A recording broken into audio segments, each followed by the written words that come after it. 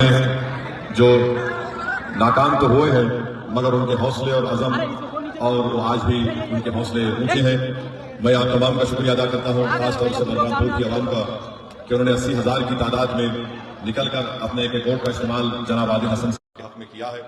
और मेरा ये अखलाकी फरीज़ा है कि मैं आप तमाम का शुक्रिया अदा करूँ। और रसूलुल्लाह सल्लल्लाहु अलैहि वसल्लम की हदीस शरीफ है कि रहमतुल्लिल आलमीन सल्लल्लाहु अलैहि वसल्लम ने फरमाया, जो इंसानों का शुक्र अदा नहीं करता वो अल्लाह का शुक्र अदा नहीं कर सकता। तो मैं आप तमाम का शुक्रिया अदा करने आया हूँ और मुझे यकीन है कि इंशाअल्लाह ताला आदिल हसन साहब कुछ 250-300 वोट से MLA बनने से रुक गए। मुझे यकीन है कि इंशाअल्लाह ताला वो आपके दरमियान में रहेंगे, आपकी तकालीफ और आपकी नाइंसाफ़ी के खिलाफ वो आवाज़ उठाते रहेंगे। मैं बलरामपुर की आवाम को इस बात का तयक़ुन दे रहा हूँ कि इंशाअल्लाह ताला हम भी और हमारे तमाम नौ मुंतखब शुदा अराकीन असम्बली बलरामपुर की आवाज़ बनकर आपके विधानसभा की आपकी तकालीफ को दूर करने की कोशिश करेंगे। और मैं आदिल हसन साहब से भी कहना चाहूँगा कि वो अपने हौसलों को बुलंद रखें।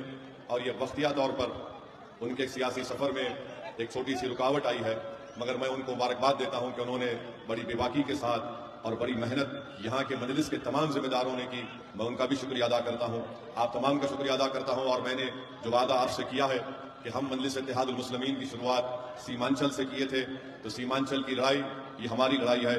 जब तक असदुद्दीन ओवैसी जिंदा रहेगा और